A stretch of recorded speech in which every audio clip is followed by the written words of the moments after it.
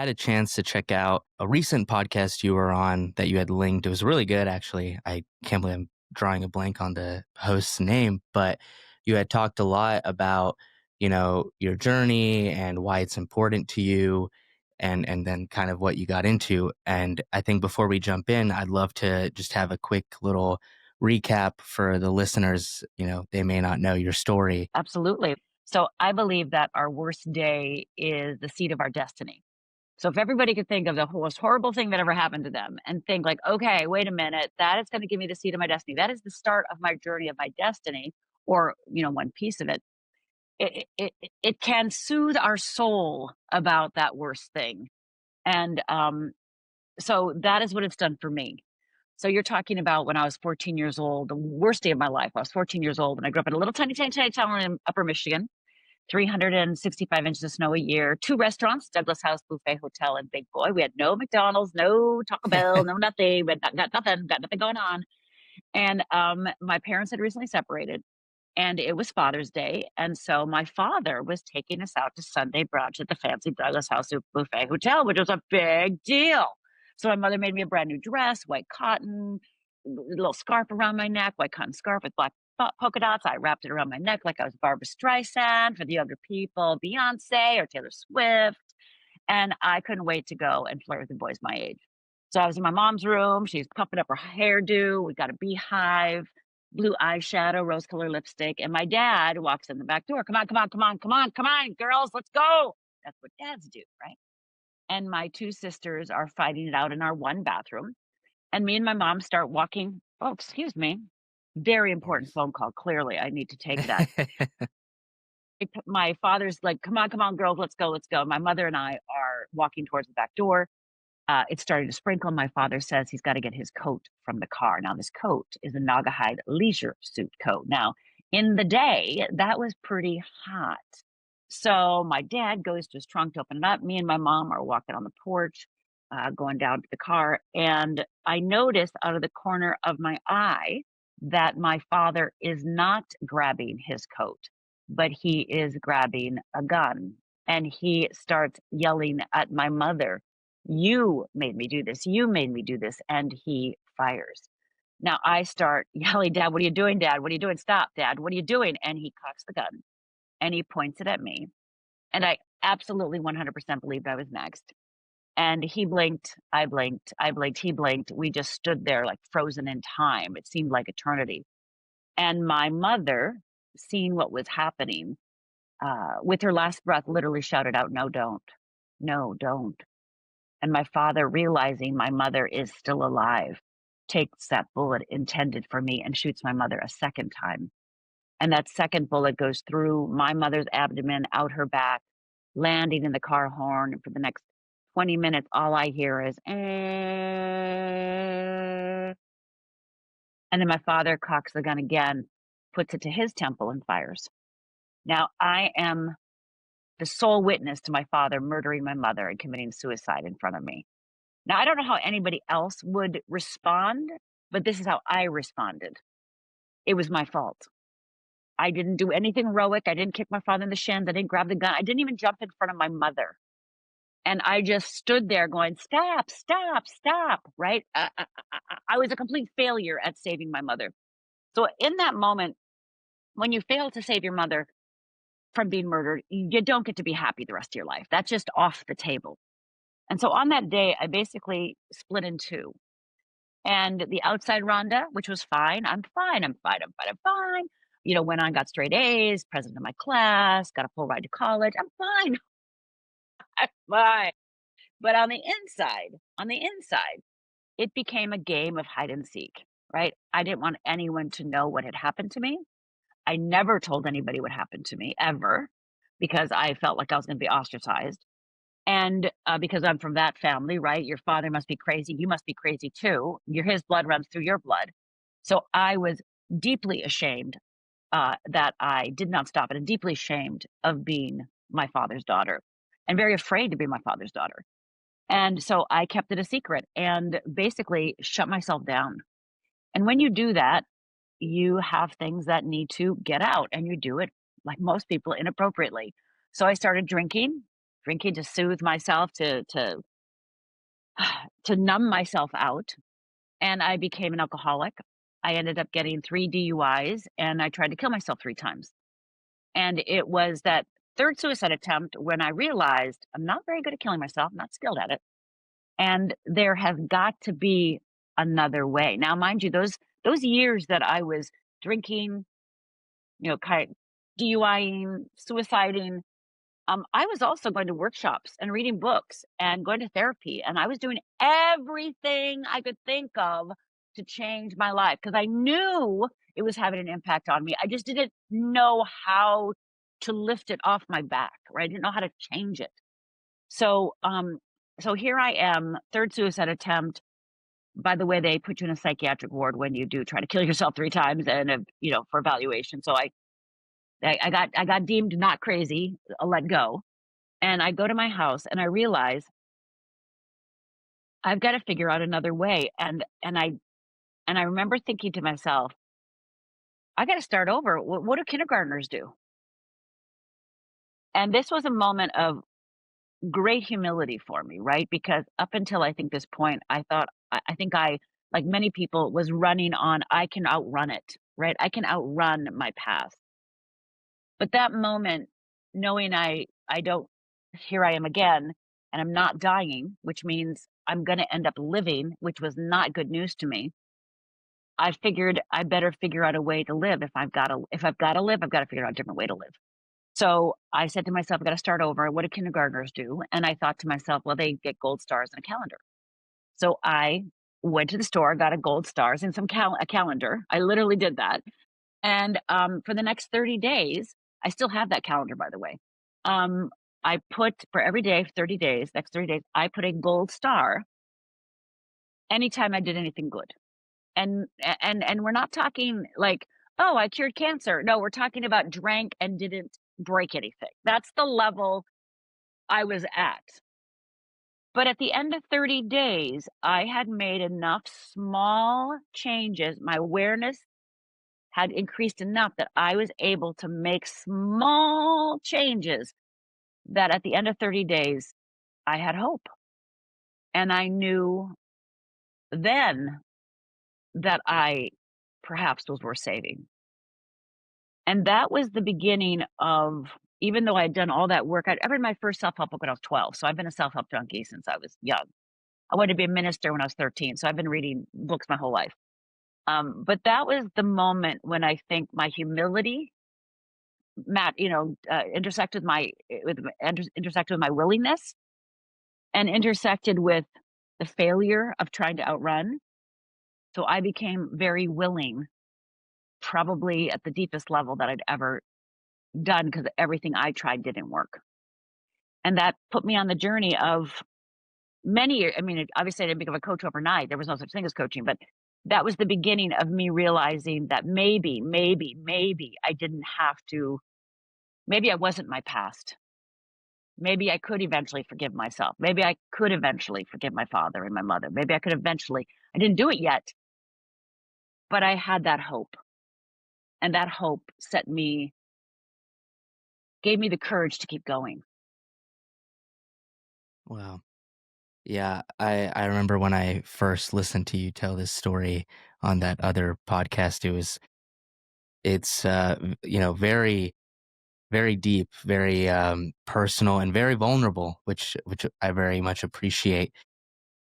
When you first started coaching others, were you very open about this story, or was it more internal, Oh, I still didn't tell anybody because I still had the fundamental belief that nobody wants to hear about that.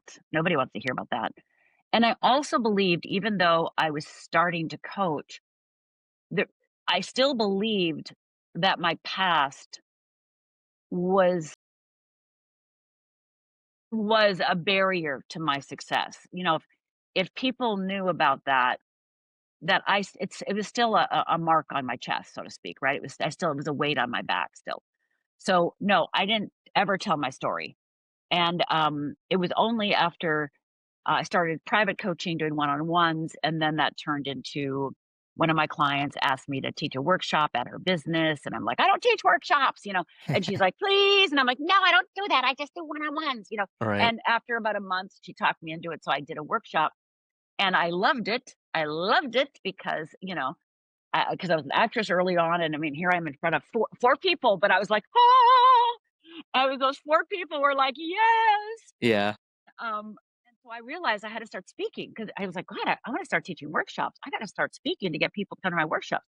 So as I was speaking, I would go and speak at chambers of commerce and the Lions Club and, 10 people, I'm there, right? I don't care who it was. I don't care if they were 82 or 14. I'm there.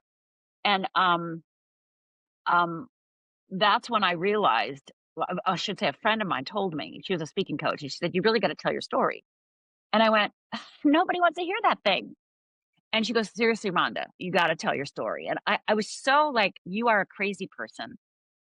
And she dared me. She dared me. And so she dared me. Yes, she did. So I said, "I'm gonna prove." I literally thought I was gonna win. I was like, "I'm gonna prove it to you. I'm gonna prove to you that nobody wants to hear that stupid, ugly story." And so I had 2 speaking events back to back. I wore the same outfit.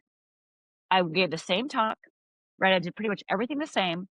The only difference I made was I told my story, and by the way, I told it very poorly. I kinda went like, "My father killed my mother, killed himself," and I mean, like, that's, like, literally, like, what that's Right. what I did, right? Because it was my Right. first time, right? Yeah. And, I blurted it out really poorly. And the first event I spoke at, without telling my story, like, 3 people got in line and start wanted to ask me questions, and that's normal. It's like, "Okay." And then when I told my poorly told story in bleh, um, I literally had a line around the building. And I shocked because I really, really, really believed that if anybody knew what had happened, that my father's shame, my father's evil act would wash on me, and they would know and they would turn from me and reject me. I really, really believed that. And so at that event, I'm gonna get teary-eyed just thinking about it. Um, at that event when the line was around the building and people wanted to hug me, and they weren't hugging me like, "Oh, I'm so sorry, poor girl," right? They were like, "Oh my god," and they were, like, spilling their stories to me. I was deeply moved and, realized that I didn't have a right to withhold my story. I didn't if I really wanted to support people, if I really wanted to do the work of fearless living, if I really wanted to do it, I had to be fearless and tell my story. It took me weeks and probably years to actually tell my story in a in a in a in a powerful in a way that I tell it today. Um, but I realized that me not telling it was a disservice to not only myself, but more importantly to the people that were coming to hear me speak. To if I was able to speak in my story and release the shame, then they could release their shame. Yeah. But it It but it was like hard yeah, I bet. the It first time. it sounds like, because I was wondering what exactly drew more people in when you told the story, and I think what I'm coming to the conclusion is you created this space for vulnerability because they felt Yeah. comfortable to share as well, and I Yes. think that is really a fearless thing to do. Well, vulnerability is scary, right? That's where many of our fears stem from. Yes. Um, so you creating the space and sharing, hey, if I can go through this and share it in front of a group of people, right? Then they felt, I guess, a bit more connected, as if you were talking to a Yeah. friend in a living room. Yeah. I think it's vulnerability. I think it took me great humility to do it. Um, I think uh, yeah, I think it was one soul talking to another. Like I was speaking from my soul and their soul picked up on my willingness.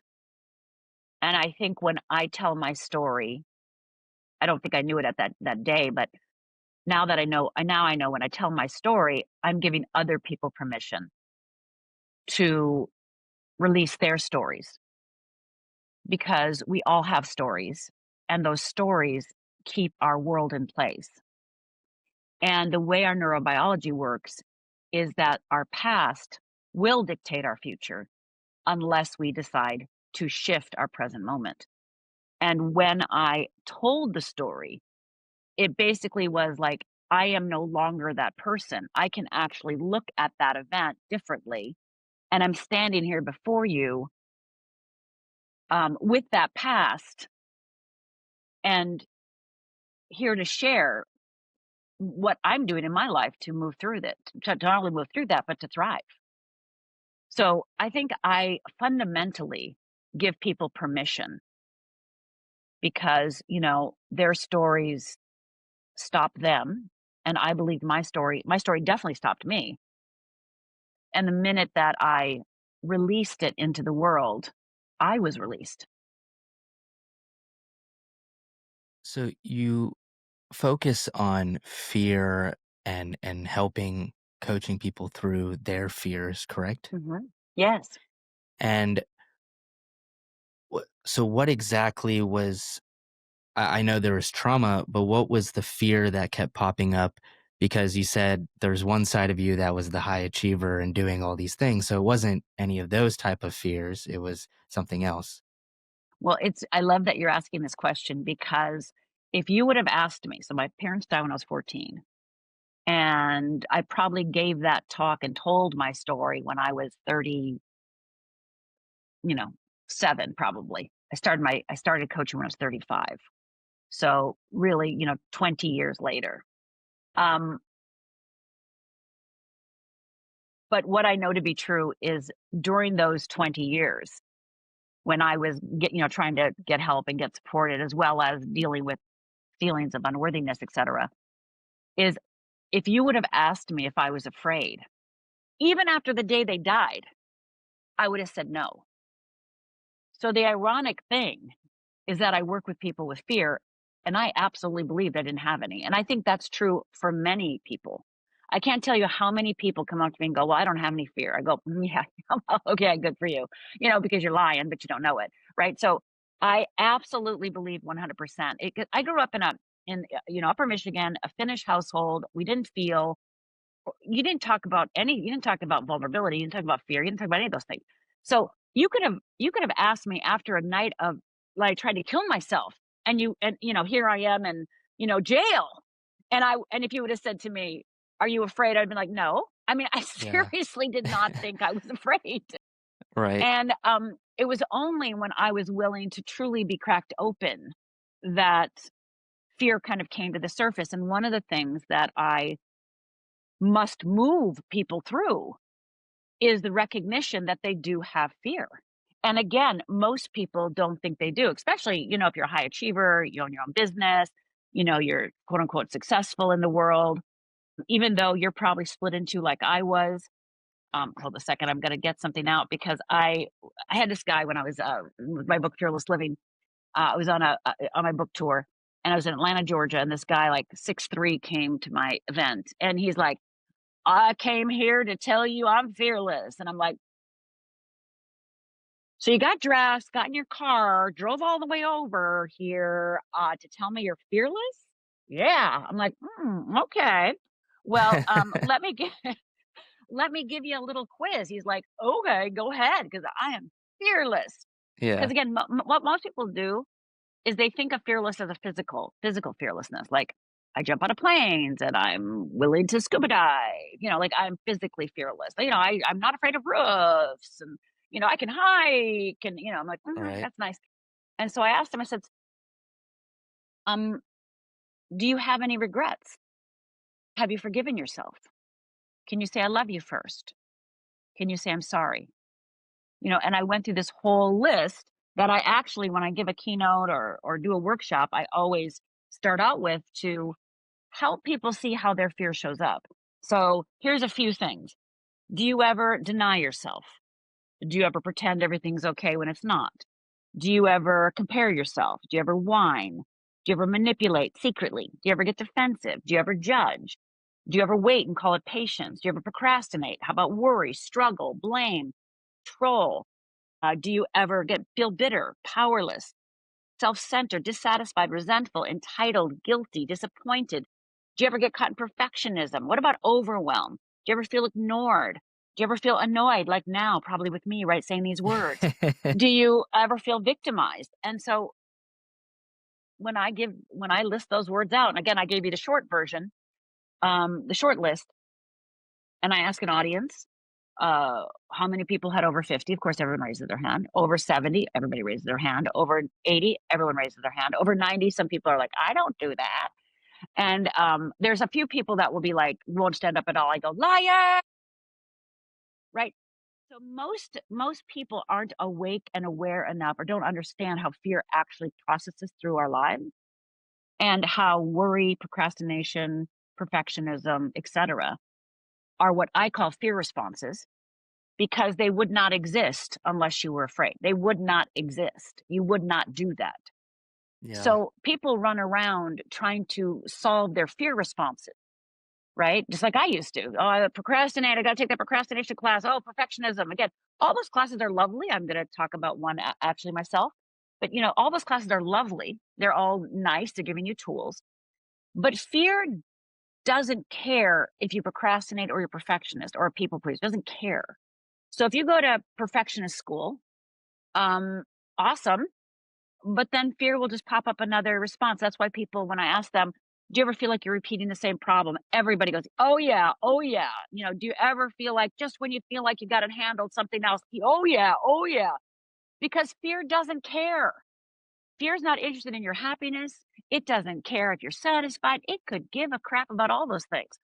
All it cares about is keeping you safe physically and emotionally. And therefore, it has to keep you the same. And so it will do everything in its power to keep you the same. Now, again, I want to say one other thing that we have, like, let's say 9 areas of our lives. You might be fearless in 8 areas, right? Like you might be totally like on it. But there's probably one, maybe two, maybe even 3 areas where fear has the better of you. And that's the work I do is to help unravel the places where you probably beat yourself up the most, where you're most in a quandary, like, why am I still doing this? What is my problem? Why can't I get over this? I'm great here, great here. Why can't I be great here? I'm totally willing to be vulnerable here. Why can't I be vulnerable here? Right? Like, why? Well, it's because fear's got a hold on you. And unless you can see it for what it is and work with how it works, the process of how fear works, it will own you. Yeah.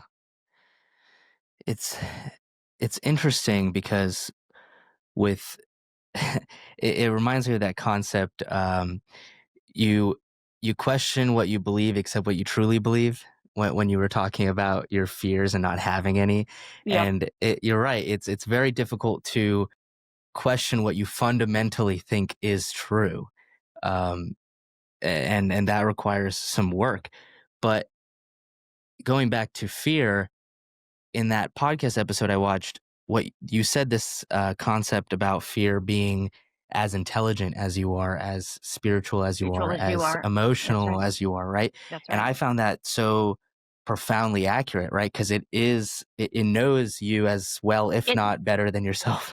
it knows everything about you, and it Yeah, will use all of that against you in but order to for keep you you, safe. But yeah, because it right? loves you. Fear loves you. It adores you. It thinks you're the awesomest thing in the whole world.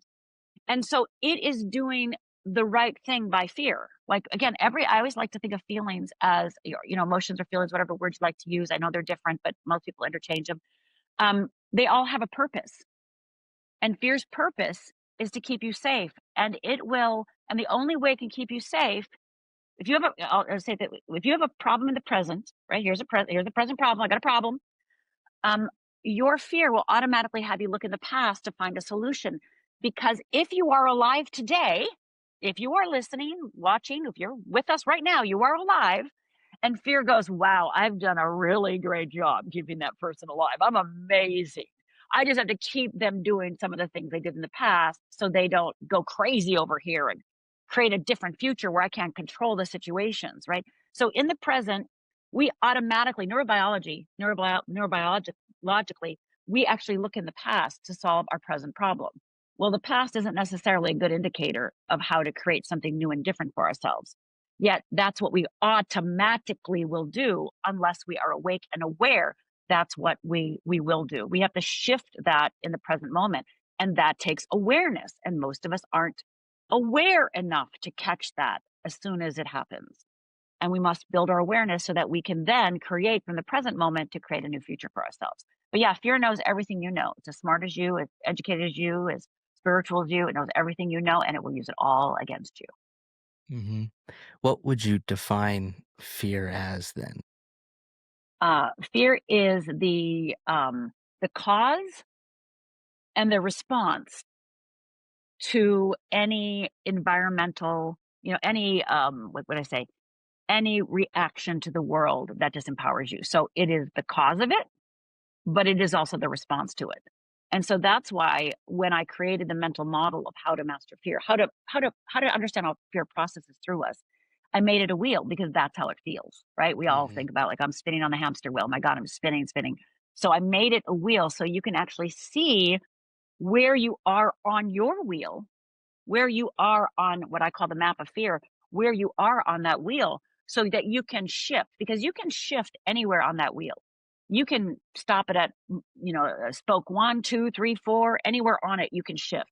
But it takes the awareness to know, oh God, here I am people pleasing again. Mm. And don't waste your time beating yourself up. That's a waste of time. Instead, go, here I am people pleasing. And then you can have that awareness and you can move from the wheel of fear to the wheel of what I call the wheel of freedom. Does it take, maybe it varies, but does it take time for that fear to dissipate? Because I remember from your story, I know you mentioned that you had first started talking about it in person, but then it developed, and then you had that experience where eventually you confronted your fear and it was, no more nightmares and stuff. So, Yeah. you know, it comes back to I'm trying to link how some of those things you had listed, those fear responses, like for example, procrastination, Hmm. how that links to fear. And I guess my thought process is maybe you're trying to create something new or do something outside your normal, which is why maybe you're procrastinating, or how do these link? Yeah. And So does it take time? it's a great question. So let me do the second one first. So the original question was, does it take time? When people discover what their unique personalized wheel of fear, because you have a wheel of fear, I have a wheel of fear, we all have a wheel of fear by the time we're six, right? So we got one. And it may have nothing to do with your environment. They've already done research that fears are actually handed down through our DNA. So you might never know why you have this particular fear. So don't go looking for it. It's not there, Mm, right? It may or may not be there. It might be evident or it may not be evident. So my father killed my mother at 14. I already had my wheel of fear. It was done by the time I was six.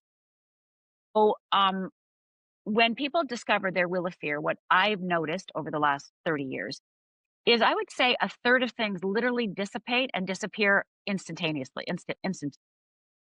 They're literally gone. You don't do it anymore. Zero do it because you see it for what it is. And it literally is like, boom, never more, never more. A third takes a little effort for you to become aware of it. And then maybe another third takes a little bit more effort because, again, you're not aware of it. So think of it this way. If you're not aware, let's just say 100%, let's just in the area that you have fear. Because remember, you might be fearless 80% of the time, but let's talk about the area that you might have fear. Maybe it's relationships, maybe it's body, maybe it's career, maybe it's making money, right? So you got some stuff, and it doesn't look like fear. Remember, it looks like procrastination, it looks like overwhelm, it looks like people pleasing, it looks like overwhelm. Again, we're comparing, competing, So you're there, and once you get your wheel and you start seeing, oh, here I am comparing, ah, okay, that is a fear response. Oh, well, I'm doing a fear response. First thing I want you to notice is it takes away the shame of doing the fear response. mm, It takes away the beating ourselves up, right? It's like, well, that's not me being stupid, irrational, weak, right? It's just fear. Okay. So it takes the shame away, which then gives you more access to awareness, which then gives you more access to shifting. So, people pleasing. Here I am in my fear response. Okay, what do? I go to my wheel of freedom. I go to my wheel of freedom. So, one is that things dissipate immediately. Some things take a little longer because they're more entrenched. But what I want you to hear is that I want you to think of, a plant. Let's just think of flower. And let's say you've got the roots, right? You got the roots here, and you've got five little buds, five little flowers, right? And name them your five biggest fear responses, right? So overwhelm, anxious, comparing, perfectionism, procrastination. Let's just name them that. Okay.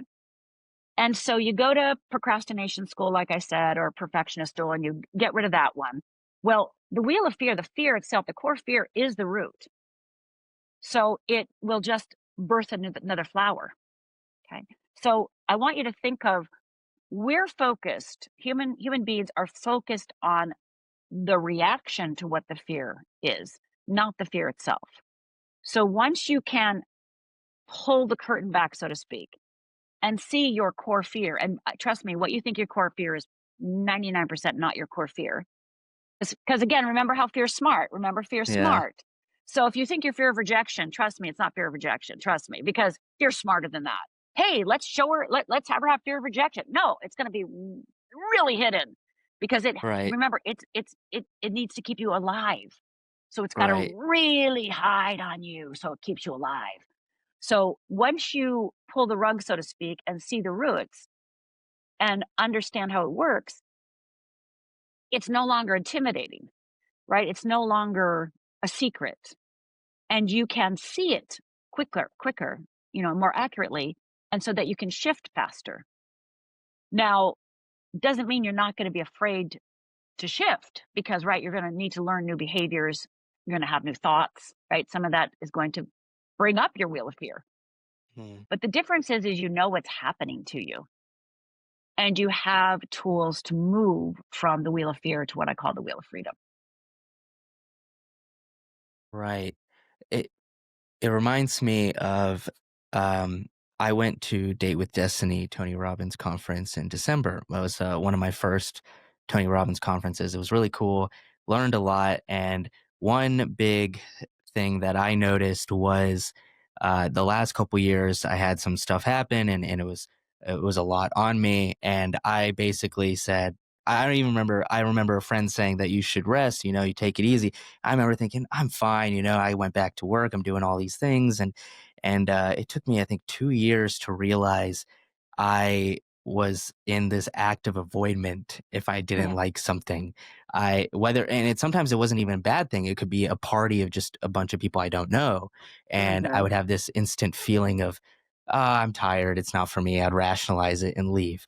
But then at that conference, I realized it had opened my eyes that I keep avoiding things that make me uncomfortable, and some of that's it right. is stuff that wasn't me in the past, like going Yes, and socializing wasn't something I would just run away from. So that yes, was a big opening, but it sounds like that was more of maybe even just the pedal rather than the root, because you said the root still has other fears that yeah, arise from it. yeah. And but the good news is that now you're awake to it, right? You're Mm, awake, and so now you can go, okay, wait a minute. Now you can take that awakeness, that awareness, and actually start telling yourself the truth about other behaviors, not just avoiding, because you probably have other things you do. How do right. you talk to yourself? What do you say? What are your judgments of yourself and others? Where do you shame yourself? Where do you blame? Where do you not take 100% responsibility, right? Where are you unable to say, I love you or I forgive you? Where are you disconnecting? So that is awesome. Yay! That's Right. awesome. And now you want to kind of, when you're ready and willing, you just got to pull it back some more and go, okay, wait a minute. Those are still fear responses. Again, need to see those. So that's Mm, awesome. But now we want to pull back and go, yeah, but what is the core fear that drives this whole mechanism? That drives right. the avoidance, that drives the, sitting on the couch eating Doritos, that drives the I'm busy, that drives the workaholism, that drives the ABC, right?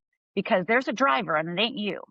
Again, Mm, in the areas that you are not seeing the results or being the person you know you want to be, right? So hmm. again, you might have 50% of your life awesome. And then 50% of your life, you're like, God, why can't I get this together? Right? So anywhere that you have Right. judgment of yourself, anywhere you're beating yourself up, anywhere you have shame, anywhere that you try to avoid your life, then fear is running that part of your life. Very interesting. And it's also interesting that you had mentioned a little earlier that, stop trying to fully identify where and what it is, where it comes from, because it's almost one of those things that you can better see in hindsight, right? That's right. That's right. Unless it is very, very clear. But for most of us, it can be muddled, or even, like you said, fear is very intelligent, so very hidden behind what you think is your fear. And I'm assuming you have resources to identify the core fear. Is that in Of your book course. or a Yes, of quiz? course. Yes, of course. So, you can get your wheel of fear a few ways. One is, yes, get my book and I walk you through the whole thing. You'll be able to identify your wheel of fear and your wheel of freedom. What I invite you to do, if the book is the way that you want to go, do it with a friend that's a truth teller. So the two of you can actually call each other out. Because remember, your fear, reading that book, will not let you see what your fear is. Okay. But my fundamental belief, and I've been doing this 30 years, heck, you could pick anyone and you just working with the model itself, even if you pick the one that's totally not yours, if you just start working with the model, it is going to open your eyes on how it works, and it will the correct one, the one that will give you the life that is meant for you, will literally come forth. So do it yourself, i.e., better with a friend who's a truth teller. You be the truth teller for them, they be the truth teller for you. So book. Second way is I have an online course, Fearless Living Transformation Program. I'm actually teaching it live coming up. I teach it live every, 2, 3 times a year. So look for me teaching it live, and I am teaching it live coming up. And, we go through the wheels then. And you can do the online course. So if you like videos, audios, transcripts, me answering questions, go to the video and or see it live with me. And the third way is with a coach. I have trained over 500 certified fearless living coaches. Whether you work with me or one of my coaches, they can take you through the whole wheel process. It takes about 3 sessions. The first session the first session we're doing the wheels is the wheel of fear. We knock that out. Then the second one is the wheel of freedom, and then the third one, we show you how they work together and give you kind of a plan, so that you know how to operate uh, from that moment forward. Hmm, amazing. That's a lot of resources, a lot of great ways to come to the problem, right? Well, I don't want money or time to be anybody's problem, right? I don't want to give, right? I don't want to, no, you don't get to use money or time as your problem, right? So if you like to have shortened time, get a coach, right? If you have little time and little money, or little money but a lot of time, great, do the course or read the book. And it's on audio too, so you can do it while you're walking, running, jogging, right? I guess this is just a complete unrelated side question, but you had mentioned you were used to act and do acting as well. When was Mhm. that between coaching? When was that in the No, timeline? so my parents died when I was 14. Um, I eventually got to the University of Minnesota. I was living in Michigan, got to the University of Minnesota, Minneapolis, for college. Took me 6 years, and I still left with 3 classes left. And, because of Oh, you course I never couldn't. finished. Well, I did now, but then Okay. I was like, I I couldn't be successful, because then what would I be saying to my mother, right? All that psychological stuff, right? So I left with 3 classes left, and, I'd been wanting to be an actress since I was a little tiny girl, little girl. I always wanted to be an actress, wanted to be Lucille Ball, Carol Burnett, wanted to be on I wanted to do TV and movies. So, but again, I'm from a little town in Upper Michigan. There are no actors, there are no artists, Mhm. no creative outlets. You don't know anybody like that. Right. So when I was in Minnesota, I minored in theater, but all the people that are in the theater program have been doing it for years. Yeah. And so I was a tiny, tiny fish in a very, like I was tiny, tiny. I didn't think I had a right to do that. And I was looking for a roommate. I was in an apartment looking for a roommate. My roommate was leaving. And somebody came to apply, and it was an actress from Los Angeles. And I was like, what? What? Please move in. Please move Right. in. Because I looked at her and I go, well, if she can do it, she can do it. Why can't I do it? So, when she was planning on moving back, I said, I'm coming with you. The irony is that she didn't move back. I just moved here by myself. And so, because she kept on not like she kept on moving the date. Yeah. And I was like, if I don't leave right now, I will never leave. And I'm going to marry my college boyfriend and I'm going to have kids. I'm going to live in Minneapolis. And again, not a bad life. He's a fantastic man. Great. I would not have had a bad life.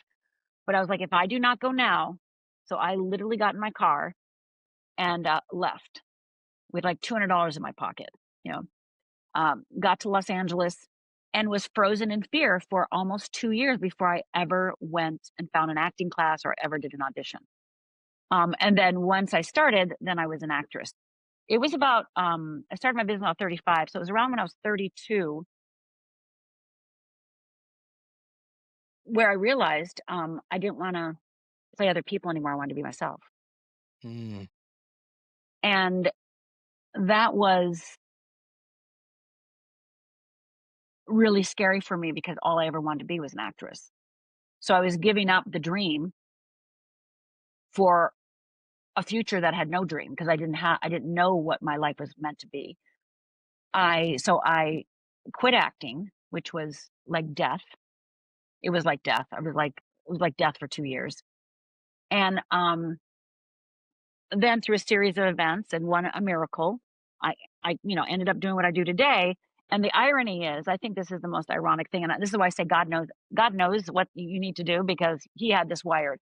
He used my wheel of fear, and was like, "Hey, let's have her learn to be great on stage and comfortable in front of the camera and do all these things, and then let's rip it from her heart. Let's rip it from her heart because it's that's like not how she's going to use those skills." And so yeah. then when I was speaking, obviously I was able to obviously I was comfortable on stage, right?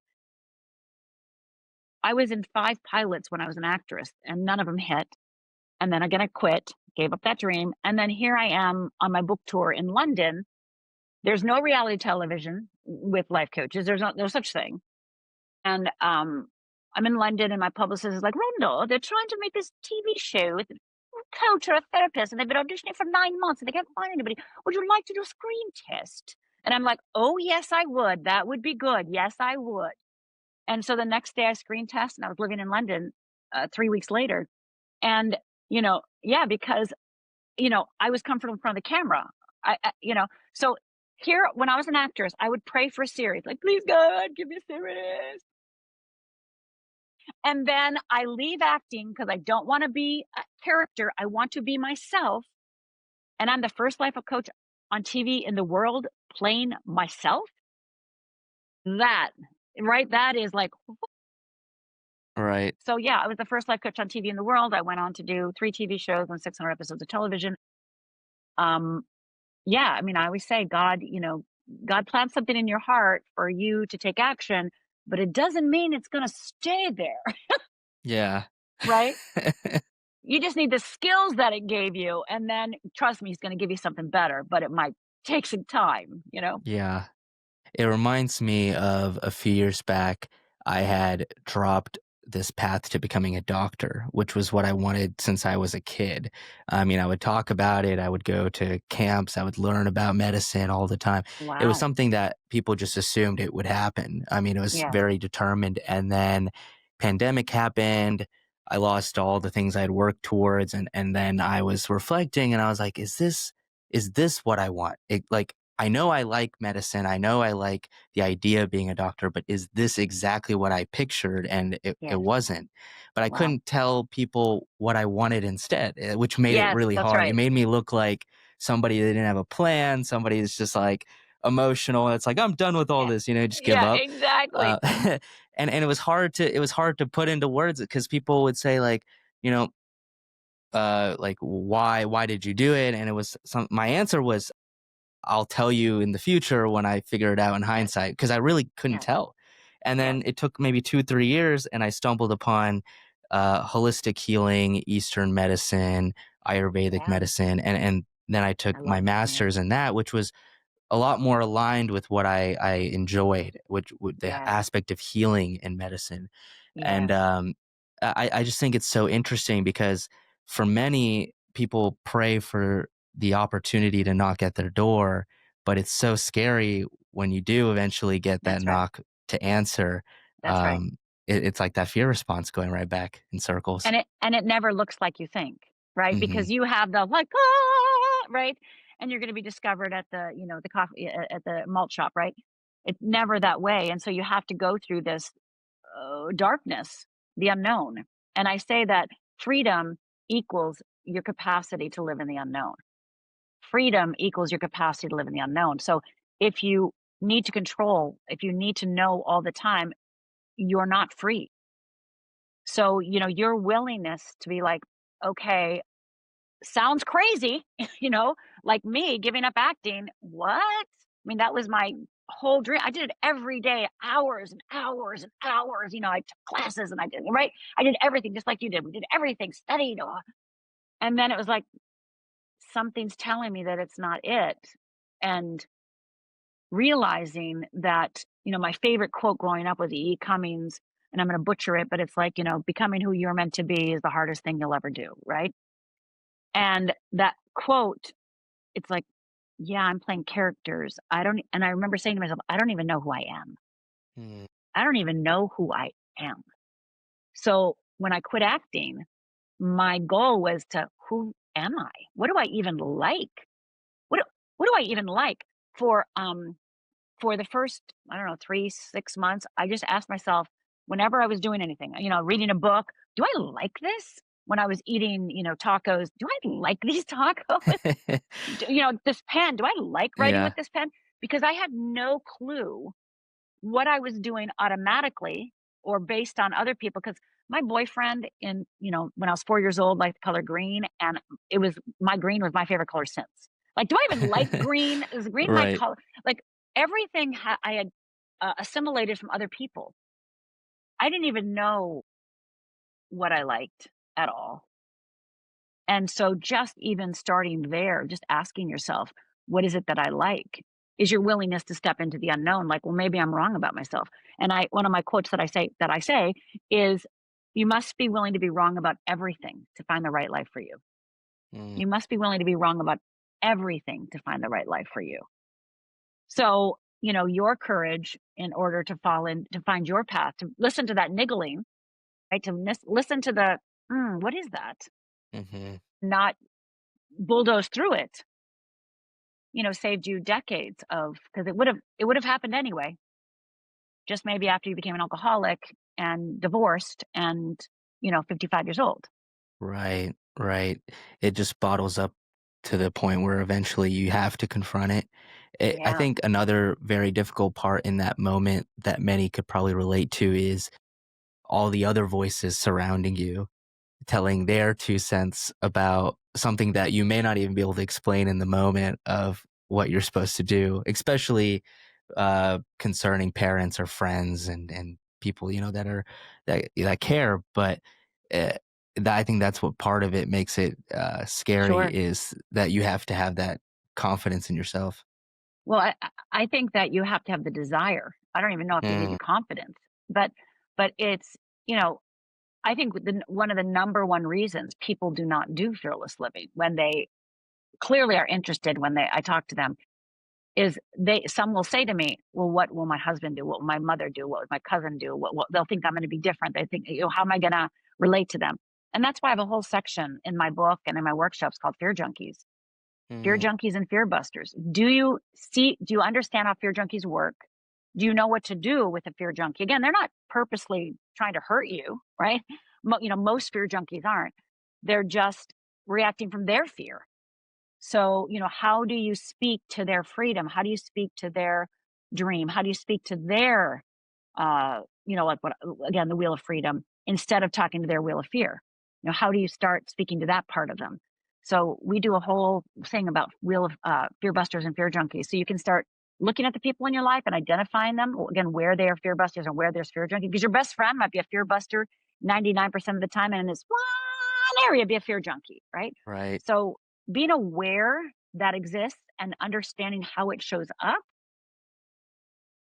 Bottom line is, I think what fearless living does is it helps you understand the process that you're going through, but also the process that's going to be coming, so that you understand and you have the tools to handle when your mother says, "Why are you? Oh, you're a failure, embarrassment to the family that you were giving up being a doctor," right? Um, you know what to do. You're not out on a ledge by yourself. Right, right. Absolutely. Well, Rhonda, I love to ask this closing question to my guests. And as you know, the show is called Learn or Be Learned. So, what is one life lesson that you'd like to leave the audience with here today? Well, first of all, I want to tell your audience to go to fearlessliving.org/risk, fearlessliving.org/risk, so that they can get Cure Procrastination and find out about the Wheel of Fear and about how to make a dream. So that's the first thing I want to say. But the life lesson that I want everyone to hear and take into their soul and melt it into their bones is, there is nothing wrong with you, it's just fear. There is nothing wrong with you, it's just fear. All those things that you beat yourself up about, all those things that you think are wrong with you, those are just fear responses. There's nothing wrong with you, it's just fear.